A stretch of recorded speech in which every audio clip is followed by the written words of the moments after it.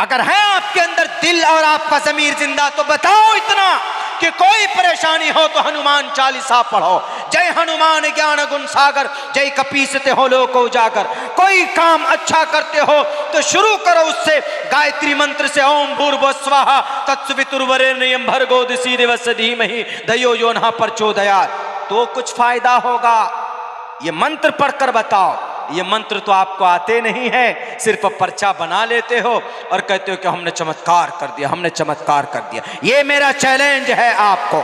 अगर आप यकीनन चमत्कारी बाबा है, बताइए मेरे कितने भाई बहन, बताइए मेरे अब्बा का क्या नाम, बताइए मेरी अम्मी का नाम, मेरी दादी का नाम बता दीजिए, बस मेरे दादा दादी का नाम बता दीजिए। मैं आपके मजहब को, मैं आपके सनातन धर्म को आपके हाथों पर बैठकर कबूल करने के लिए तैयार। दूसरी बात मेरे भाइयों, मेरे साथियों, वो ये है गैब के ताल्लुक से। अल्लाह का कुरान कहता है कि इंसानों में से किसी को गैब की बात मालूम नहीं होती, यानी कल क्या होने वाला है हम में से कोई नहीं जानते। हम यहाँ आए स्टेज पर आपके जलसागाह में, हमको ये नहीं मालूम कि मेरी तकरीर कब होगी, क्यों? वो आने वाले वक्त की बात है। हमने ये सोचा कि कारी साहब का प्रोग्राम ख़त्म होगा, उसके बाद मेरा प्रोग्राम हो जाएगा, या पहले हमने ये भी सोचा कि हो सकता है कि मेरा प्रोग्राम पहले हो जाए, कारी साहब का प्रोग्राम बाद में हो। ये गैब की बात है। देखिए, हम नहीं जानते, हम नहीं जानते थे, ये गैब की बात है। अल्लाह तबारक व ताला फरमाता है कि अल्लाह तबारक व ताला गैब की खबर किसी को नहीं देता है। माज़ा तदरी नफ्सुम, किसी इंसान को खबर नहीं होती है वो कल क्या करेगा। किसी इंसान को यह मालूम नहीं होता है कि वो कल कौन सी मिट्टी पर मरेगा। गैब की खबर किसको होती? सिर्फ अल्लाह तबारक व ताला, कोई नहीं जानता। आप में से सब यहाँ बैठे हैं, कल कौन मरेगा, कहाँ मरेगा, कल हम क्या करेंगे। कल मैं सफ़र शुरू करूँगा, यहाँ से आपके यहाँ से दिल्ली, दिल्ली से मेरठ जाऊँगा, वहाँ से फिर दिल्ली, दिल्ली से फिर हावड़ा आऊँगा। ये तरतीब है, लेकिन होगा क्या उसके साथ में हम और आप नहीं जान सकते। इन्नल्लाह इंदहु इल्मुस्साअह व युनज़्ज़िलुल गैस व यअलमु मा फिल अरहम व इंदहु मफातिहुल गैब। दूसरी जगह पर अल्लाह ने कहा व इंदहु मफातिहुल गैब, गैब के खजानों की, गैब की बातों की चाबी अल्लाह के पास है। वो शास्त्री जी दावा करते, पर्चा बना देते, किसी को उठा के ला के बोलते हैं कि बताओ तुमको ये हो रहा है कि नहीं हो रहा। वो आदमी एकदम सर झुककर नमस्कार करता है कि हाँ शास्त्री जी, आप तो बिल्कुल भविष्यवाणी, आप तो बिल्कुल चमत्कार कर दिए।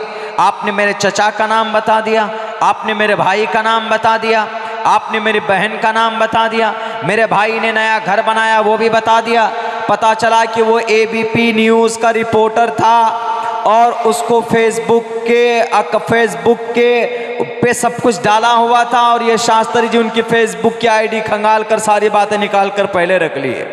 अब वो जनाब, वो रिपोर्टर हाथ जोड़ करके कह रहा कि शास्त्री जी मैंने किसी को नहीं बताया, लेकिन पागल को ये भी पता नहीं कि मैंने फेसबुक पे पहले से डाला हुआ।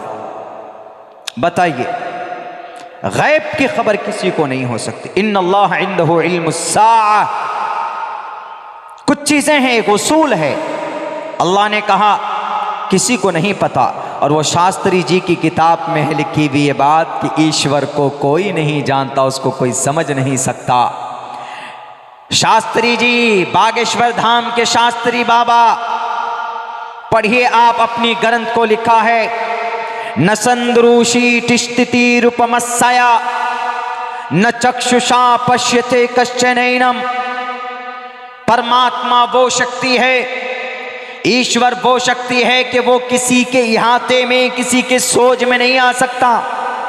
वो परमात्मा वो है कि वो किसी की अकल में और उनके उलूम और वो जो काम वो करते हैं, वो परमात्मा, वो सिर्फ परमात्मा को पता होती, किसी और व्यक्ति को पता नहीं हो सकता, किसी को खबर नहीं। कल क्या होने वाला है अल्लाह ने कुरान करीम में बयान यूं किया, इन्नल्लाह इंदहु इल्मुस्साअ, बेशक क़यामत कब आएगी ये सिर्फ अल्लाह ही जानता है। इन्नल्लाह इंदहु इल्मुस्सा, अल्लाह के पास क़यामत कब आएगी उसकी जानकारी। मुझे बताए कोई माए का लाल क़यामत कब आएगी? अल्लाह के नबी ने कुछ निशानियां बताई है। क़यामत की ये निशानियां हैं कि समाज में बेटियां बेपर्दा होंगी, कपड़े पहनेंगी लेकिन उनका बदन नजर आएगा। उसकी निशानियां ये बताया कि गरीब लोग मालदार होंगे, मालदार गरीब होंगे।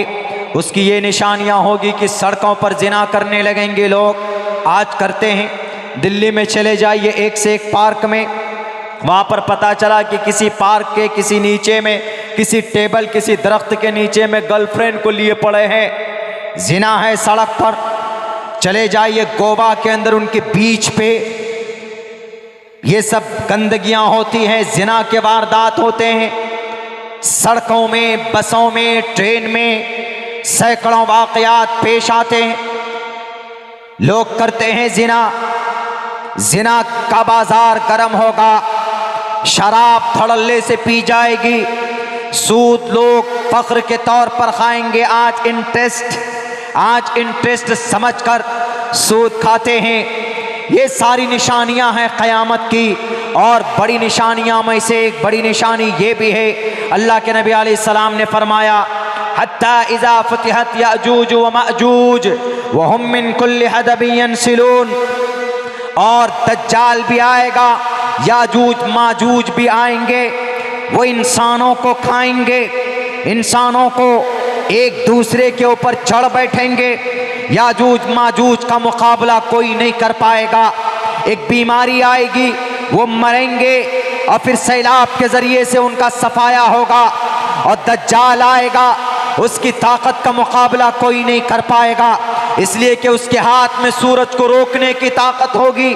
उसका मुकाबला अगर कोई करेंगे तो उसके बाद फिर हजरत ईसा अलैहिस्सलातु वस्सलाम का नुज़ूल होगा, इमाम आएंगे। ये क़यामत के बड़े वो निशानियां हैं जो आने वाले, ये सब निशानियां और ये सब वाक़यात हुए नहीं, लेकिन क़यामत सिर्फ निशानियां अल्लाह के नबी अलैहिस्सलाम ने बताई। ऐसे जब काम होने लगे, ये वाक़यात होने लगे, तो दुनिया वालों याद रखना कि तुम्हारी क़यामत करीब है। लेकिन सही वक्त क्या है, एग्जैक्ट टाइम, एग्जैक्ट दिन, एग्जैक्ट मिनट कोई नहीं बता सकता। इन्नल्लाह इंदहु इल्मुस्सा, क़यामत की जानकारी अल्लाह के पास है। और वयुनज़्ज़िलुल गैस, बारिश कब, कहां, कैसे होगी ये भी अल्लाह जानता है। वयुनज़्ज़िलुल गैस वयअलमु मा फिल अरहाम, माँ के पेट में कैसा बच्चा है, अल्ट्रासाउंड के जरिए तो पता चला लेते हैं कि बेटा है कि बेटी है, लेकिन मुफस्सिरीन ने यह तफसीर की है कि उस बच्चे की तकदीर कैसी है, उसका जहन दिमाग कैसा है, उसका मुस्तकबिल कैसा है, ये सिर्फ अल्लाह जानता। वयअलमु मा फिल अरहाम, माँ के पेट में कैसा है बच्चा, क्या है, ये भी कौन जानता? अल्लाह। कोई शास्त्री नहीं बता सकता, कोई ज्योतिषी नहीं बता सकता। अगर दावा करता है तो झूठा है। हम सिर्फ ये कह सकते हैं कि अल्लाह ने आपको बेटा दिया, या अल्लाह ने आपकी बीवी के, अब मां के पेट में जो बच्चा है, हम दुआ करते हैं कि अल्लाह उस बच्चे को नेक बना। हम ये नहीं कह सकते कि तुम्हारे पेट में जो बच्चा है वो लड़का ही होगा। मशीन के जरिए पता चल सकता है, इतना तो पता चल सकता है कि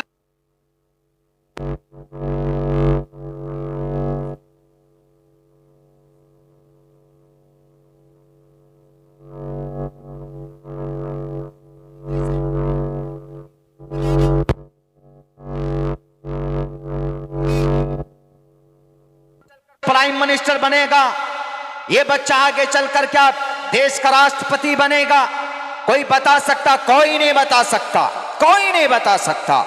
सिर्फ और सिर्फ अल्लाह बता सकता है कि ये बच्चा जो माँ के कोख में है वो बच्चा कैसा होगा, नेक होगा कि बुरा होगा, शराबी होगा कि कबाबी होगा, डाकू होगा कि लड़ाकू होगा, कि वो दीन का दाई बनेगा कि वो 1927 में तबलीग का फाउंडर और बानी कौन? मौलाना इलियास अलैहिर्रहमा। दारुल देवबंद से पढ़कर निकले मौलाना अशरफ अली थानवी के साथियों में से कौन जानता था वो मौलाना इलियास जिनकी जुबान में लुकनत थी, वो मौलाना इलियास जो अपनी बात नहीं रख पाते थे ढंग से, उनसे अल्लाह ने ऐसा काम लिया कि तकरीबन 198 मुल्कों के अंदर इस काम को अल्लाह तबारक व ताला लोगों ने जोड़ा। लोग जुड़ते हैं और लोगों की इस्लाह होती। कौन जानता था? इन्नल्लाह व यअलमु मा फिल अरहाम। माँ के कोख में क्या है, माँ के कोख में बच्चा है, किस मिजाज का होगा, वो सिर्फ अल्लाह जानता है। व यअलमु मा फिल अरहाम व मा तदरी नफ्सुम माज़ा तक्सिबु गदा।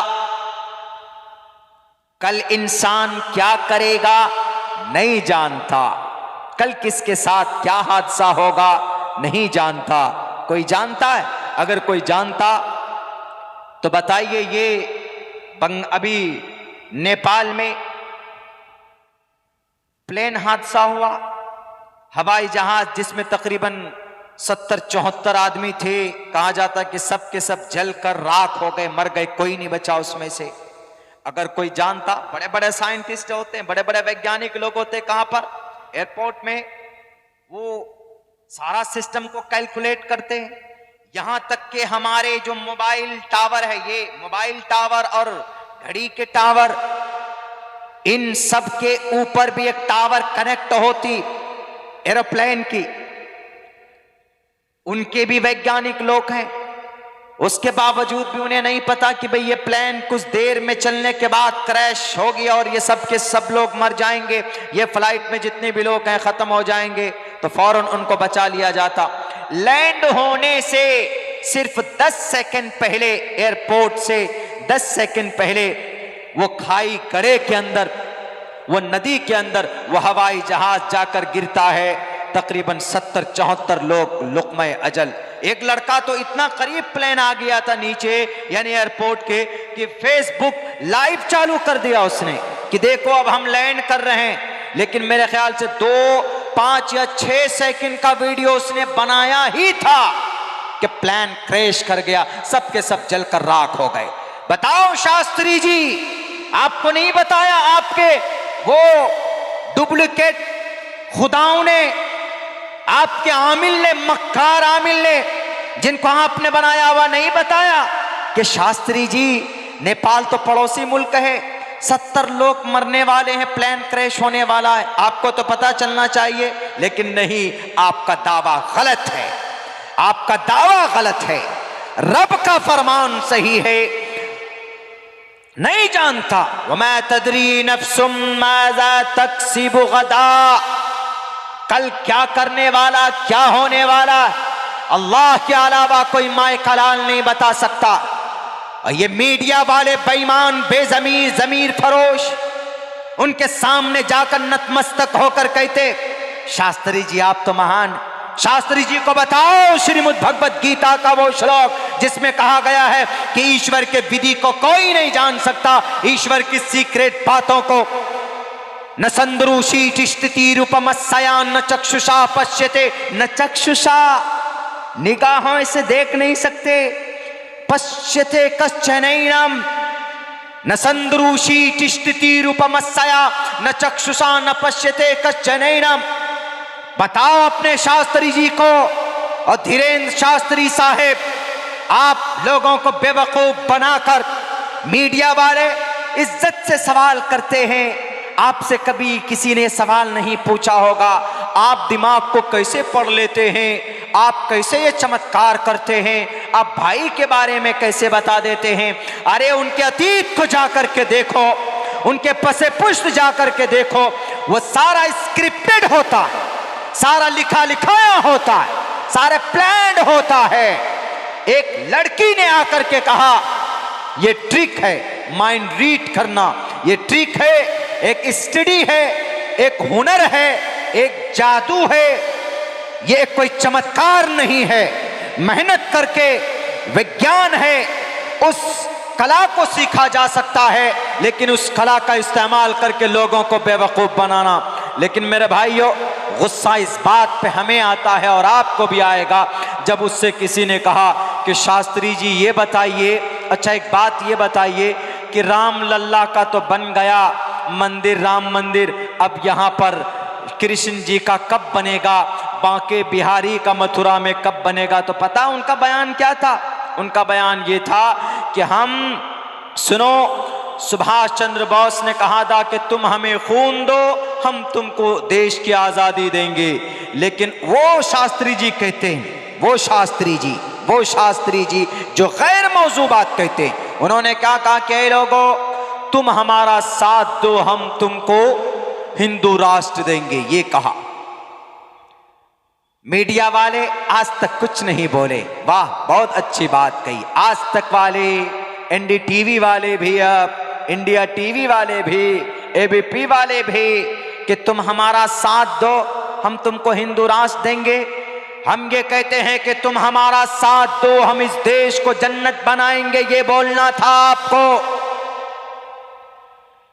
अगर हिंदू राष्ट्र बनाना था इसको, तो पूछो ना आप अपने भगत सिंह से कि क्यों अंग्रेज की गोली खाकर चले गए, आप शहीद हो गए क्या हिंदू राष्ट्र बनाने के लिए?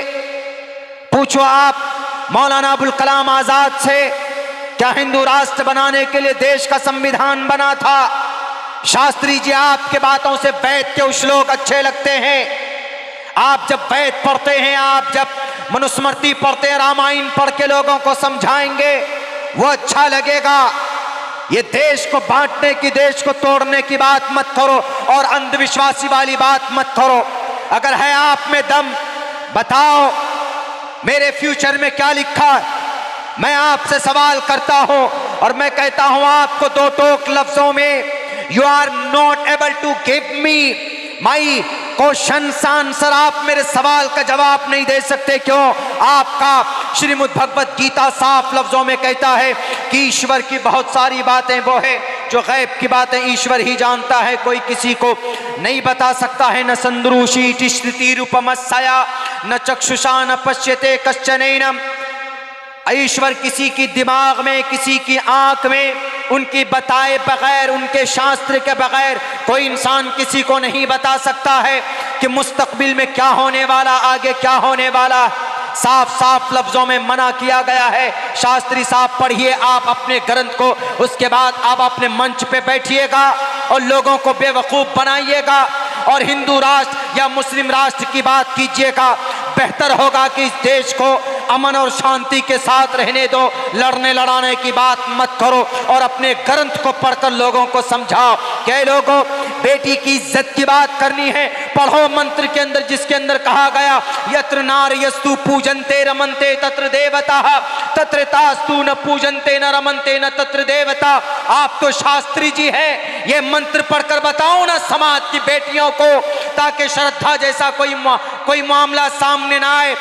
अगर यकीनन आप अपने शास्त्र के ज्ञानी है तो आप लोगों को पढ़कर बताइए। अधे पश्यस्तिपो परी संतराम पाद कौहर माते कौशल पको, ताकि बेपर्दगी के अंदर पाबंदी लगे, किसी समाज की बेटी के सर से दुपट्टा ना कोई खिसकने पाए, किसी डॉक्टर प्रियंका रेड्डी की तरह किसी बेटी का रेप ना हो, और 31 दिसंबर की रात को जनाब को दिल्ली के अंदर उस बेटी की लाश को न घसीटा जाए।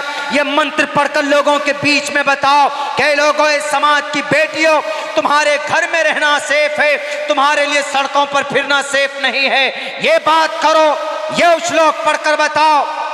तब आपको समझा जाएगा कि आप देश के, इस मुल्क के, आप इस हमारे एशिया महाद्वीप के शास्त्री जी हैं। आपके ऊपर ठाकुर जी की कृपा है, आपके ऊपर कृष्ण जी की कृपा है। आप ये पढ़कर नहीं बताएंगे। बताइए आप, you are not able to explain my answer, my question, नहीं बता सकते आप। खुदा के वास्ते शास्त्रों को पढ़कर लोगों को अच्छी बातें बताइए। मैं बहुत बड़ा फैन हूं एक ब्रह्मा कुमारी, शिवानी ब्रह्मा कुमारी, मैं बहुत बड़ा फैन हूं उनका। फैन इसलिए कि धार्मिक बातें करती है, श्लोक पढ़कर बताते हैं, लोगों के लिए जो भला हो जिसमें वो पढ़कर बताती है, कभी झगड़ा नहीं करती, वो कभी झगड़ालू बातें नहीं कहती। वो एक सन्यासी है, शादी नहीं कि उन्होंने, जब हम पढ़ते थे बेंगलोर में उस वक्त से उनकी स्पीच हम लोगों को हमारे टीचर सुनाते थे। इंग्लिश बहुत अच्छी बोलती, बहुत खूबसूरत अंदाज में बहुत अच्छी बातें बताती। अगर आप परेशानी में हैं तो आपको क्या करना है, कुछ मेडिकल एतबार से, साइंस के एतबार से वो कुछ अच्छी बातें बताती। बहरे कैफ गैब की बात है, गैब की खबरें सिर्फ अल्लाह तबारक व तआला को है। वमा तदरी नफ्सुम बिअय्यि अर्ज़िन तमूत, कुरान में अल्लाह ने क्या कहा, इंसान कहाँ मरेगा पता नहीं। हाँ, इंसान वहां जाकर जरूर मरेगा जहां मरेगा अल्लाह ने वहां की मट्टी उसके खमीर में डाली है। जहां की मट्टी इंसान के बदन में है, इंसान वहां पहुंचकर मौत आएगी उसको। देखते हैं ना बहुत से लोग, कोई सऊदी अरब में मर जाता है, कोई कतर में मर जाता है, कोई कलकत्ते में जाकर मौत आती, किसी को बांग्लादेश में मौत आ जाती, कोई बाहर चेन्नई में, बेंगलोर में, कोई हैदराबाद में मरता है। क्यों? जहां आदमी मरेगा वहां की मट्टी अल्लाह ने उसके बदन में डाल दी। लेकिन ये सिर्फ ज्ञान या खबर किसको है? अल्लाह को। वमा तदरी नफ्सुम बिअय्यि अर्ज़िन तमूत, इंसान कहां मरेगा ये सिर्फ अल्लाह जानता है। उसके बाद फिर क्या कहा अल्लाह तबारक व तआला ने, इन्नल्लाह अलीमुन खबीर, अल्लाह जानने वाला है, अल्लाह जानने वाला, अल्लाह खबर रखने वाला है। अल्लाह के अलावा किसी को कोई खबर नहीं। यहां तक कि अल्लाह के नबी अलैहिस्सलातु वस्सलाम को जब तक अल्लाह तबारक व तआला वही के जरिए से खबर न दे दे तो अल्लाह के नबी अलैहिस्सलाम को भी पता नहीं चलता था परेशानी के आलम में। एक मर्तबा जब आप बैतुल मक़दिस गए, वाक़े मेराज का तज़किरा भी सुना होगा क़ारी साहब की ज़ुबानी। आप जब बैतुल मक़दिस पहुँचे, वहाँ से जब मेराज का सफ़र करके जब आप आए तो आपने मक्का वालों से कहा कि लोगों, मैं बैतुल मक़दिस भी गया हूँ, मैं जन्नत व जहन्नम का सैर करके आया, पहले दूसरे तीसरे चौथे आसमान से घूम करके मैं आया। तो अबू जहल और बाकी दूसरे कुफ़ार ने, मुशरिकीन ने कहा, अच्छा आप होकर क्या आ गए बैतुल मक़दिस? चंद सेकंडों में, हम लोगों को तो कई हफ्ते लग जाते हैं और आप रात रात में घूम कर क्या आ गए? अच्छा एक काम कीजिए, बताइए तो बैतुल मक़दिस में कितनी खिड़कियां हैं, कितने दरवाजे हैं? तो अल्लाह के नबी अलैहिस्सलाम फरमाते हैं कि उस वक्त मुझे इतनी दिक्कत हुई, इतनी परेशानी हुई कि मैं जलील होने वाला था, मैं रुस्वा होने वाला था। क्यों? कोई भी आदमी सवाल कर सकता। बोलते हैं ना, हम में से किसी को कोई अगर कहीं जाता है, मैं आगरा का ताजमहल देख के आया हूँ, तो आदमी जो पहले से देखा हुआ होता है वो कहता, अच्छा बताओ तो आगरा का ताजमहल देख कर क्या है, कितने गेट है उसमें, अंदर कैसे घुसते हैं, खिड़की कहाँ पे है बताओ, वो वाला पिलर दिखने में कैसा लगता है, जरा बताओ तो। आगरा का ताजमहल, उसके चारों मीनारे जो चारों तरफ वो ऐसे झुके हुए नहीं, ऐसे झुके हुए बाहर की तरफ, ताकि आंधी तूफान आए गिरे तो ताजमहल महफूज रहे, वो बाहर की तरफ नीचे की तरफ गिर जाए, अलग गिर जाए। तो कोई आदमी कह सकता है कि जरा बताओ दिखने में कैसा लगता है? जो जाएगा वही बता सकता है कि ताजमहल दिखने में कैसा लगता है, कौन सा गेट कैसे है, कौन सी खिड़कियां कहाँ है, कौन से दरवाजे कितने लंबे चौड़े हैं, वो अनजान आदमी नहीं बता सकता। अब लेकिन कोई जाता है तो उमूमन कभी कभी ऐसा होता कि गौर नहीं करता क्या है नहीं है। एक मर्तबा गया, सरसरी नजर देखा, अरे ये ताजमहल है, वाह क्या खूबसूरत है देख करके, लेकिन ये फिक्र, ये ध्यान नहीं देता है कि दरवाजे कैसे बने हुए हैं, कितना चौड़ा है, खिड़की कैसी है, कोई नहीं करता। तो अल्लाह के नबी अलैहिस्सलाम ने जब सवाल किया, कुफ़ार मक्का ने, मुशरिकीन ने, अबू जहल ने और अबू लहब ने भी, अल्लाह के नबी आप घूम करके आए ना, ज़रा बताइए तो बैतुल मक़दिस में, मस्जिद अक़सा में दरवाजे कितने, खिड़कियां कितनी? अल्लाह के नबी फरमाते हैं कि मुझे इतनी तकलीफ़, मुझे इतनी परेशानी हुई कि मैं रुस्वा और जलील होने वाला था, उससे पहले इतनी तकलीफ़ कभी नहीं हुई। तो अल्लाह के नबी अलैहिस्सलाम ने कहा कि अल्लाह तबारक व तआला ने मेरे पर्दे खोल दिए मेरे सामने से, मस्जिद अक़सा को मेरे सामने हाजिर कर दिया, बिल्कुल सारे पर्दे बंद, सारे पर्दे खोल दिए गए जो बंद थे।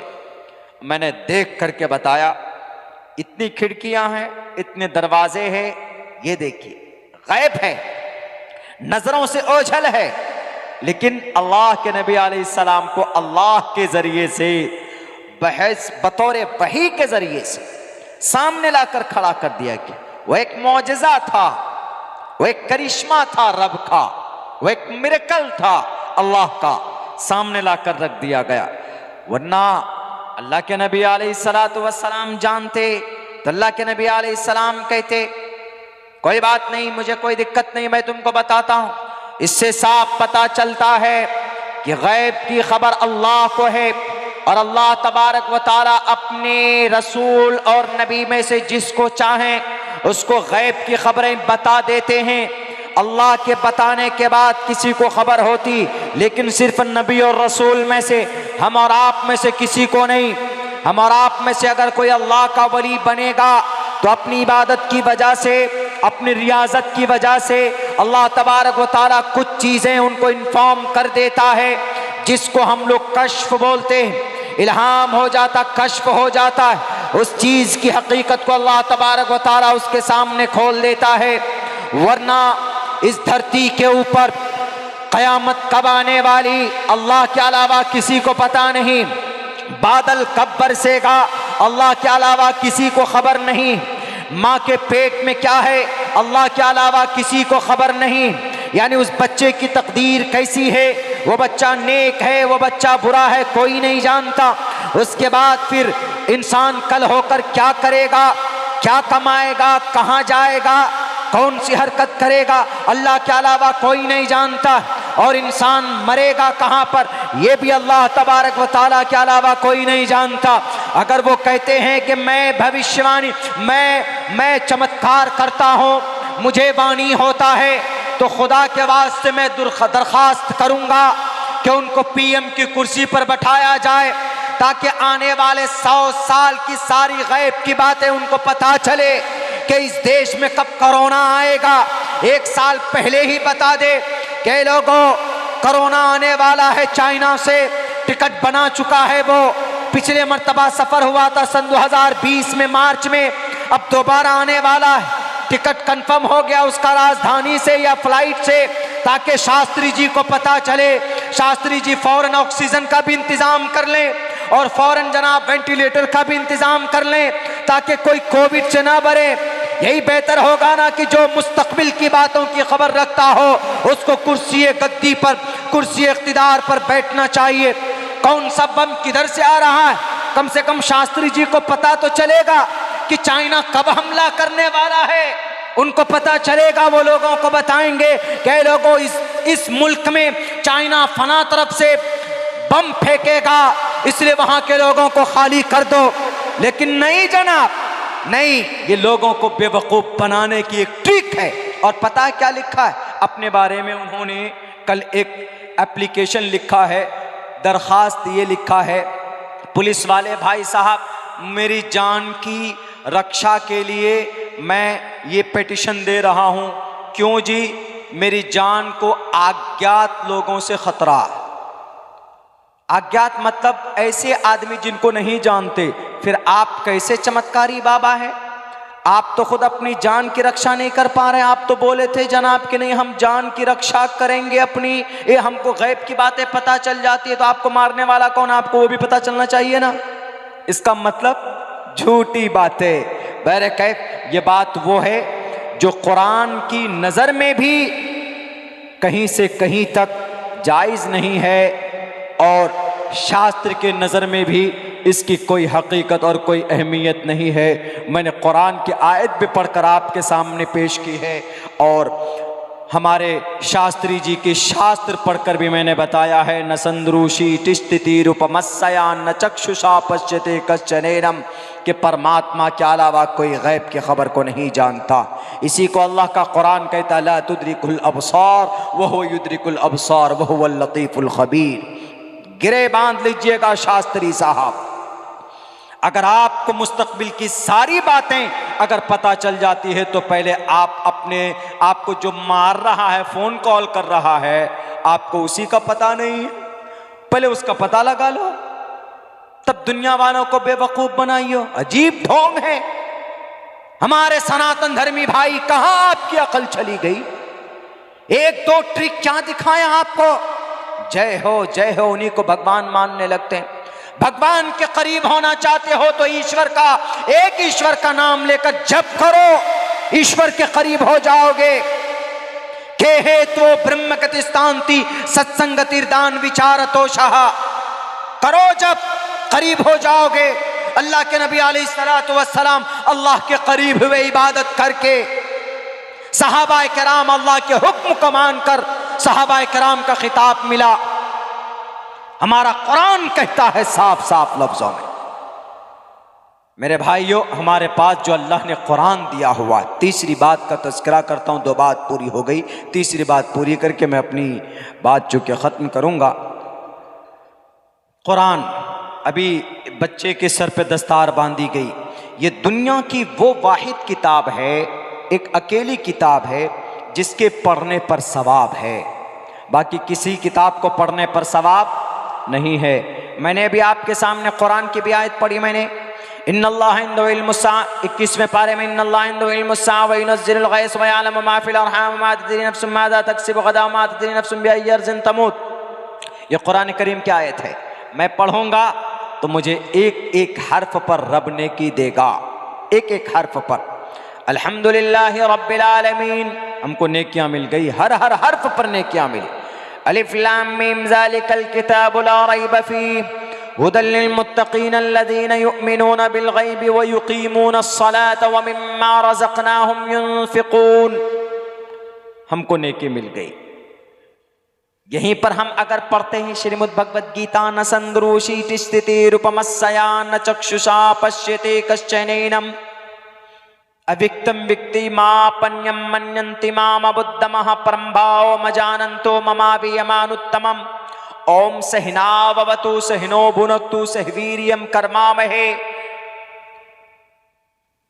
ब्रह्मानंतमनादि विश्वकुर्दजं तेजस्विनावधीदवस्तुमा विद्दिशावहे। ब्रह्मानंतमनादि विश्वकुर्दजं सत्यं परम शाश्वतं विद्या यस्य सनातनी। हमको पुण्य नहीं मिलेगा।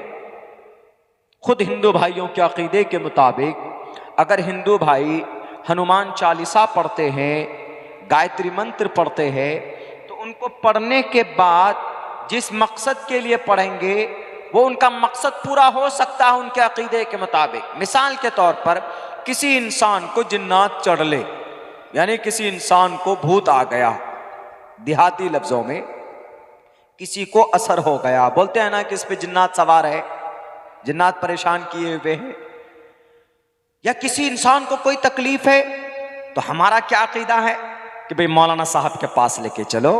जो आमिल साहब है, मौलाना साहब के पास जाएंगे, सर पे हाथ रखेंगे, मौलाना साहब सूरह फातिहा पढ़ेंगे, मुआवज़तैन पढ़ेंगे, आयतुल कुर्सी वगैरह जो भी है पढ़ करके उसको फूंक मारेंगे, फूंक, जिन्नात भाग जाएगा। लेकिन 2 फायदा हुआ यहां। एक तो सूरह फातिहा अगर पढ़ेंगे एक एक हर्फ पढ़ने की, दूसरा फायदा यह कि पढ़ने के बाद जब फूंक मारेंगे तो सूरह फातिहा की बरकत से, खुदा के कुरान की बरकत से अल्लाह बीमारी से शिफा देगा। ये दूसरा फायदा। लेकिन वहां पर अगर किसी जिन्नात को भगाना, हिंदू भाइयों के अकीदे के मुताबिक अगर उनकी किताब का कोई मंत्र वो पढ़ता है, जय हनुमान ज्ञान गुण सागर, तो वो सिर्फ भूत भाग सकता है उनके अकीदे के मुताबिक, लेकिन उनको पढ़ने पर कोई सवाब नहीं मिलेगा। हमारे कुरान पढ़ने पर 2 सवाब। एक, मकसद पूरा होगा अगर अल्लाह ने चाहा। दूसरा, मकसद पूरा ना हो लेकिन दूसरी चीज तो यह है कि नेकी मिलेगी ही मिलेगी। अगर कोई अटक कर पढ़ता है तो भी नेकी मिलेगी उसको। जैसे अल्हम्दुलिल्लाहि रब्बिल आलमीन अर्रहमानिर रहीम मालिकि यौमिद्दीन इय्याका नअबुदु व इय्याका नस्तईन इहदिनस सिरातल मुस्तकीम सिरातल लज़ीना अनअमता अलैहिम गैरिल मग़ज़ूबि अलैहिम वलद्दाल्लीन। आपने सुना, आपको भी नेकी मिली, मैंने पढ़ा, मुझे भी नेकियां मिल गई। पढ़ने पर, सुनने पर नेकी मिल गई। लेकिन अगर कोई आदमी अटक कर पढ़ता, जैसे अल्हम्दुलिल्लाहि रब्बिल आलमीन, नहीं पढ़ा जाता। बहुत से लोग नाजरा देखकर पढ़ते हैं, अटक अटक कर पढ़ते हैं, इतनी तेज नहीं पढ़ पाते हैं। अल्हम्दुलिल्लाहि रब्बिल आलमीन अर्रहमानिर रहीम ऐसे ऐसे करके पढ़ते हैं बहुत से लोग, देखकर पढ़ते हैं। तो अल्लाह के नबी फरमाते हैं उसको 2 अजर मिलेगा। एक नेकी तो मिलेगी उसको कुरान पढ़ने का कि पढ़ रहा है, दूसरी नेकी मिलेगी उसको अटक अटक कर पढ़ने का। बताओ दुनिया वालों, दुनिया की कोई किताब है ऐसी कि अटक अटक कर पढ़ेंगे भी? अगर आप एग्जाम में अटक अटक कर पढ़ेंगे तो कहेगा कान पकड़ कर भागो, निकलो कमबख्त, तुम याद करके नहीं आए। लेकिन अल्लाह का कुरान अब अटक कर पढ़े तो अल्लाह करे कि एक नहीं एक और दो। वाह, बताइए है ऐसा निजाम दुनिया में? यह है खुदा का कुरान। मन अरादल इल्मा फल्यतदब्बरिल कुरान, अल्लाह के नबी फरमाते हैं जो इल्म हासिल करना चाहता है वो कुरान में गौर करे। फ़इन्न फ़ीहि इल्मल अव्वलीन वल आखरीन, दुनिया के पैदा होने से लेकर दुनिया के खत्म होने तक, दुनिया के खत्म होने के बाद दोबारा जिंदा होने तक पूरे दोनों जहान का उलूम और फनून अल्लाह ने कुरान में बयान किया। यह है कुरान पढ़ने की बरकत, यह है कुरान पढ़ने की बरकत। हजरत दाऊद अलैहिस्सलाम जब कुरान पढ़ते थे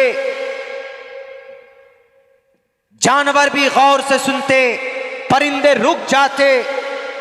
हजरत दाऊद अलैहिस्सलाम के कुरान की आवाज सुनकर कल क़यामत में भी हश्र के मैदान में दाऊद अलैहिस्सलाम को कहा जाएगा। अल्लाह के नबी जब कुरान करीम की तिलावत करते नमाज में तो जिन्नात आकर जंगलों से आपके घर के करीब, मस्जिद के करीब ऐसे हाथ बांध कर सुनते कि क्या कलाम है, ये कुरान क्या है। लेकिन शर्त है कि उस जाविये से, उस खूबसूरती के साथ पढ़ा जाए तो कुरान करीम सुनते हुए भी मन लगता। आप 10 बार कुरान पढ़िए, आपका मन कभी नहीं भरेगा कि नहीं मैंने पढ़ लिया है, मेरा मन नहीं कर रहा। एक फिल्म है, हमारे नौजवान देखेंगे 2 मरतबा 3 मरतबा, कहेंगे अरे बहुत बार बार देख लिया इस फिल्म को, मजा नहीं आ रहा। अभी पठान रिलीज होगा, सारे नौजवान जाएंगे, रिकॉर्ड तोड़ दिया इस फिल्म ने जनाब, बुकिंग हो रही है, लोगों ने सर आसमान सर पर उठा लिया है, पता नहीं क्या हो गया, कौन सी ऐसी चीज आ गई। नौजवान 3-3, 4-4 बार देखेंगे इसको। कुछ भी करो, कई सौ करोड़ रुपए जमा बनाने में लगे, लेकिन 2 से 3 मरतबा देखा जाएगा, लोग उठाकर फेंक देंगे। ये सिर्फ खुदा का कुरान है, खुदा का कलाम है। सैकड़ों मरतबा आदमी पढ़ ले, हर मरतबा नया लगता है और हर मरतबा पढ़ने का मन करता है, और खूबसूरती के साथ जब पढ़ा जाए तो सुनने को भी मन करता है। हजरत उमर फारूक रज़ी अल्लाह ताला अन्हु को जब नबुव्वत की खबर मिली तो आप अलैहिस्सलातु वस्सलाम के मानने वालों को मारते थे। एक उनके घर में बांधी रहती थी कनीजा, आपने इतना मारा उमर फारूक जब ईमान नहीं लाए थे। बड़े ताकतवर पहलवान थे, जरी थे, बहादुर थे। एक रोज अपने घर के, अपने खानदान के कनीज को ईमान लाने के जुर्म में इतना मारा, थक गए। उन्होंने कहा कि आज मैं थक गया हूं, आज सांस लेता हूं, आराम करता हूं, मैं कल तुम्हारा हिसाब लूंगा, मैं कल तुझे बताऊंगा कि तूने मोहम्मद के दीन को क्यों उनके दीन को, मजहब को क्यों अपनाया। आज मैं थक गया हूं, कल मारूंगा। उसके बाद फिर कल होकर फिर कल पीटते, फिर थक जाते, फिर छोड़ देते। लेकिन मेरे भाइयों, उमर फारूक के दिल में जर्रा बराबर भी नरमी और तब्दीली नहीं आई। एक रोज जा रहे थे, उन्होंने सोचा कि आज तो मैं लोगों को मारता हूं जो मोहम्मद के कलीमे को पढ़ता है, जहां से ये कलमा निकलता है जिस मोहम्मद की जुबान से, मैं उसी मोहम्मद का अलियाज़ु बिल्लाह ना तमाम काम तमाम कर दूंगा। हाथ में तलवार लेते हैं, चलते हैं मोहम्मदुर रसूलुल्लाह को खत्म करने के लिए। एक शख्स कहता है कि मोहम्मद कहाँ जा, ए उमर कहाँ जा रहे हो? उन्होंने कहता है कि मैं मोहम्मद का खात्मा करने चला हो। तो वो शख्स कहता है कि तुम्हारे घर में तुम्हारी अपनी सगी बहन फातिमा बिन्ते खत्ताब वो मोमिन बन चुकी है, मोमिना बन चुकी है, पहले उससे जाकर सवाल करो, जवाब करो, तब जाकर मोहम्मद के पास जाना। घर के एक फर्द का मोहम्मद की दीन को अपना लेना, उनकी शरीयत को मान लेना, उमर फारूक को और ज्यादा गुस्सा आता है। फौरन मुड़ते हैं, अपने बहन के घर पे जाते हैं, वहां पर कोई कुरान पढ़ा रहा होता है, उसकी आवाज कानों तक पहुंचती है एक आयत की, तो फौरन और गुस्से में होते हैं। उसके बाद फिर बहन को कहते हैं जरा वो मुसव्वदा दिखाओ, जब वो कुरान दिखाओ जिसको तुम पढ़ते थे। वो डर से छुपा देती है, अपने बहनोई को मारते, पढ़ाने वाले को मारते, इतना मारते हैं। तारीख की किताबों में लिखा हुआ है कि उमर फारूक अपनी बहन को इतना पीटते हैं कि पूरे बदन को लहूलुहान कर देते। हजरत फातिमा कहती है कि उमर, जिस माँ का दूध पीकर तुम्हारे रगों में ताकत और खून बना है, उसी माँ का दूध मेरे रगों में भी है। जो हिम्मत तुम्हारे अंदर वही हिम्मत मेरे अंदर, जो खून तेरे अंदर वही खून मेरे अंदर। तेरे अंदर मारने की ताकत है तो मेरे अंदर बर्दाश्त करने की ताकत है। तुझे जितना जुल्म करना हो तू कर ले। मैं कभी भी कुरान पर ईमान ला चुके हो, मोहम्मद के दीन को मान चुके हो, अल्लाह की वहदानियत को मान चुके हो, कोई मुझे नहीं हटा सकता अपने मौक़िफ़ पर। उमर फारूक के दिल में एक दाइया पैदा होता है कि आखिर है ये क्या कुरान। जो सुनता है उसकी दिल की कैफियत बदल जाती है। उन्होंने कहा कि बहन जरा मुझे भी बता, मुझे दिखा, मुझे ला, मैं पढ़ना चाहता हूँ। उनकी बहन कहती है कि उमर तुम नापाक हो, नापाक इंसान इसको पकड़ नहीं सकता, जाओ पहले नहा करके आओ, धो करके आओ, अपने आप को पाक पवित्र करके आओ, उसके बाद तुम इसको छू सकते हो। उनकी बहन कुरान करीम पढ़ना शुरू करती है, सूरह ताहा की आयतें पढ़ती है, एक आयत दो आयत पढ़ती है, दिल की कैफियत बदल जाती। एक पत्थर दिल इंसान को, उनके दिल को अगर किसी ने मोम किया है तो कुरान करीम की आयत ने मोम किया है। दुनिया वालों इल्जाम लगाते हो कि कलिमे की तलवारों के धार पर इस्लाम का प्रचार हुआ है, उमर फारूक से ज्यादा ताकतवर कौन हो सकता है। लेकिन उनको अगर इस्लाम के कलिमे की दावत किसी ने दी है तो कुरान करीम की आवाज ने दी है, कुरान करीम की तिलावत ने दी है। ये कुरान है ही इतनी अच्छी चीज कि जो कोई पढ़ता है इसका गुलाम बन जाता है। क्यों? कुरान अल्लाह का कलाम है, कुरान रब का फरमान है। कुरान जो पढ़ता है, सुनता है, दोनों को नेकियां मिलती है। कुरान पढ़ने वाले को कल क़यामत में रब जहन्नम का फैसला किसी इंसान के हक में होगा, लेकिन अगर कुरान से मोहब्बत होगी, कुरान पढ़ने वाला होगा तो अल्लाह का फैसला हो चुका होगा कि जहन्नम में डाल दो। लेकिन कुरान पढ़ने की वजह से कुरान आकर कहेगा कि ए अल्लाह, इस इंसान को जहन्नम में नहीं डाल सकते। अल्लाह कहेगा क्यों? कहा कि इस शख्स ने मुझे पढ़ा है, इस शख्स ने मुझे सीने से लगाया है, इसलिए मैं इसको नहीं जाने देना चाहती। मैं भी चाहूंगी आप अगर इसको जहन्नम में भेजोगे तो मुझे भी जहन्नम में डालो। उस शख्स को कुरान जहन्नम से निकाल कर जन्नत में उसका फैसला और भेजेगा। वो कौन? वो सिर्फ कुरान करीम की ताकत होगी। ये है कुरान की ताकत। उमर फारूक भी पत्थर दिल जैसे इंसान, सुनते हैं तो उनकी दिल की कैफियत बदल जाती। इसलिए कुरान पढ़ना चाहिए, अपने बच्चों को पढ़ाना चाहिए। हमारे नौजवानों को तो बेशरम रंग गाना तो याद हो गया। उतारो अशरफी शर्फी क्या है वो का चोला, ये सब याद है। उनको कहिए कि बेटे जरा सुनाओ तो सूरह कौसर, सूरह इखलास नहीं जानते? कुल हु अल्लाहु अहद अल्लाहु समद लम यलिद वलम यूलद वलम यकुल लहू कुफुवन अहद। सूरह इखलास छोटी सी सूरत, पढ़ेंगे सुनेंगे नहीं क्या मिले। एक वाकया मशहूर है ना, एक शख्स नहीं पढ़ना जानता था, कुरान जानता ही नहीं था, नमाज भी नहीं पढ़ता था, वो कुछ नहीं करता था, कुछ करता ही नहीं था नेकी का काम, बस मजदूर आदमी था। एक मर्तबा ऐसा हुआ, बस इस वाक़े को करके मैं अपनी जगह लेता हूं। जब उसकी मौत हो गई, उसको लोग दफना करा गए। छोटा मोटा आदमी था, बहुत भीड़ भी नहीं हुई जनाजे की नमाज में। उसकी एक बेटी बची बेचारे की, बीवी पहले जा चुकी थी। उसको दफन करके आ गए। सुबह जब लोग जाने लगे, उधर करीब से गुजरने लगे, तो देखा कि अरे बहुत खुशबू आ रहे उसके कब्र से, फूल गुलाब के या कुछ और फ्लावर्स उग गए उनकी कब्र पर। लोगों को ताज्जुब हुआ कि ये कल्लू मियां जो ठेला चलाता था, जिसकी कोई हैसियत नहीं थी समाज में, कभी मस्जिद नहीं आया, कभी गश्त में नहीं आया, कभी चिल्ले जमात में भी नहीं गया, कभी कहीं नहीं गया, कभी कुरान के दर्स में नहीं बैठा, कभी हदीस के दर्स में नहीं बैठा, यहां तक कि ला इलाहा इल्लल्लाह भी ढंग से पढ़ना आता होगा कि नहीं आता होगा।